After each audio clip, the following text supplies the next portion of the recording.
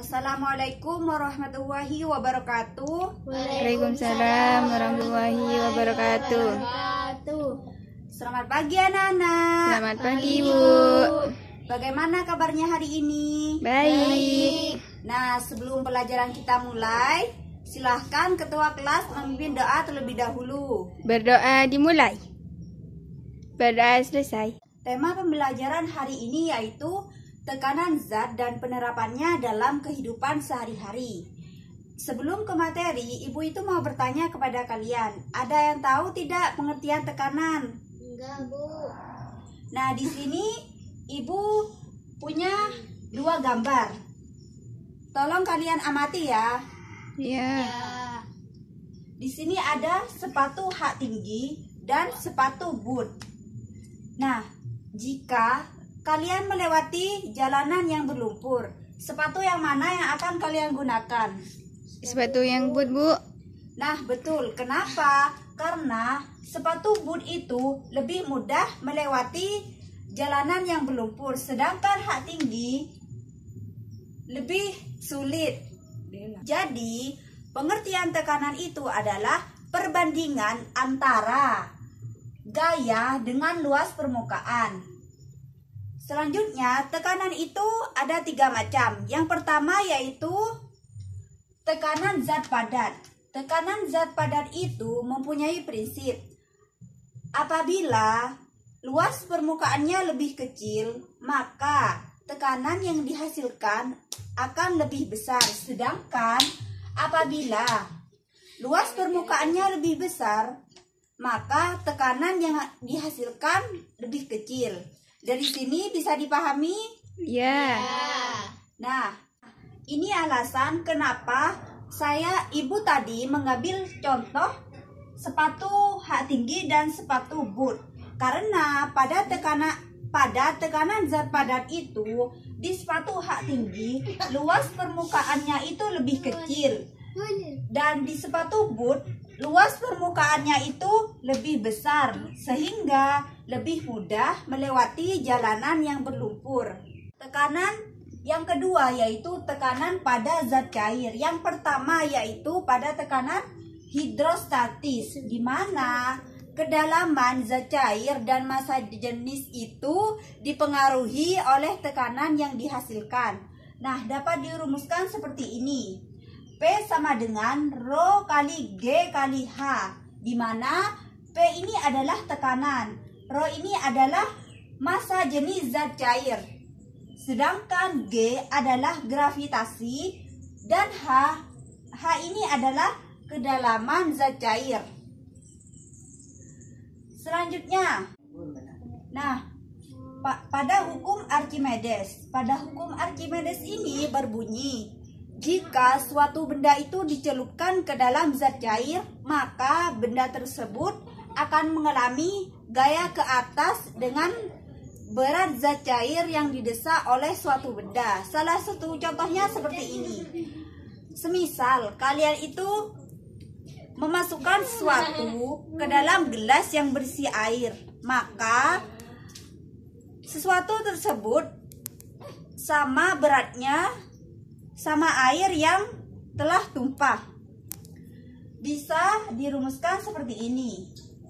FA sama dengan Rho kali G kali V, di mana FA ini adalah gaya apung dengan satuan Newton.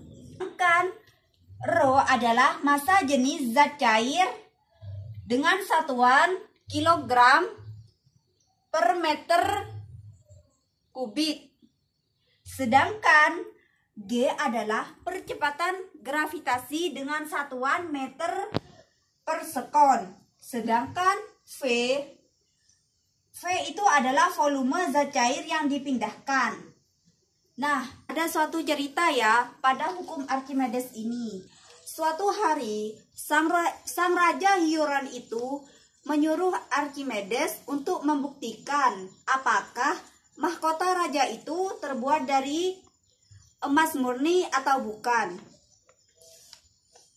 Pada saat itu, Archimedes itu merasa kebingungan karena tidak bisa menghitung volume pada mahkota raja. Setelah itu, Archimedes itu menceburkan diri ke dalam bak mandi. Nah, pada saat itu Archimedes mengamati air yang tumpah dari bak mandi tersebut. Nah, setelah itu Archimedes berteriak, "Eureka, Eureka! Aku menemukannya." Nah, dari situ bisa disimpulkan bahwa kata Archimedes, volume air yang tumpah sama besar dengan volume mahkota yang dimiliki raja. Nah, selanjutnya yaitu pada hukum Pascal. Pada hukum Pascal ini berbunyi, tekanan pada ruang tertutup itu akan diteruskan ke segala arah dengan besar yang sama. Nah, prinsip dari hukum Pascal ini dapat diterapkan pada pompa hidrolik, di mana pompa hidrolik itu menggunakan prinsip dari hukum Pascal. Sebelumnya ada yang tahu tidak tentang pompa hidrolik? Tidak, Bu. Nah, begini, pompa hidrolik itu mampu mengangkat mobil yang sangat berat karena pompa hidrolik itu menggunakan prinsip dari hukum Pascal ini. Nah, tekanan zat yang terakhir yaitu pada tekanan gas. Tekanan gas ini dapat dimanfaatkan pada balon udara. Selanjutnya, yang terakhir yaitu tahap pengaplikasian konsep tekanan.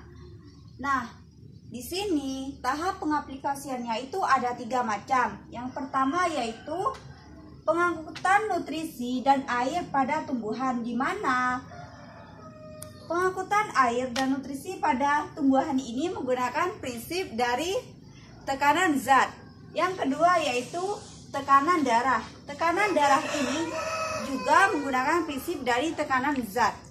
Yang ketiga, tekanan gas. Tekanan gas ini yaitu dapat diterapkan pada sistem pernapasan manusia. Nah, dari sini bisa dipahami ya tentang prinsip tekanan zat padat, cair, dan gas, serta pengaplikasiannya dalam kehidupan sehari-hari. Selanjutnya, sebelum pelajaran kita akhiri, Ibu akan memberikan contoh soal dari tekanan yang 3 ini. Silahkan dikerjakan ya untuk mengetahui apakah kalian sudah memahami atau tidak. Ibu beri waktu 5 menit. Ya, Bu.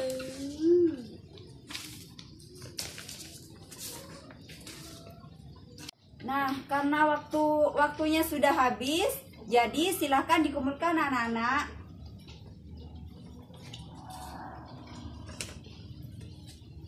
Dilihat dari jawaban yang kalian kerjakan, berarti kalian sudah bisa memahami ya tentang prinsip tekanan yang tadi. Baik anak-anak, pembelajaran hari ini bisa diakhiri. Silahkan ketua kelas memimpin doa ya. Berdoa dimulai. Berdoa selesai. Nah, terima kasih anak-anak. Semoga ilmu yang Ibu sampaikan itu bisa bermanfaat dan barokah. Wassalamualaikum warahmatullahi wabarakatuh. Waalaikumsalam warahmatullahi wabarakatuh.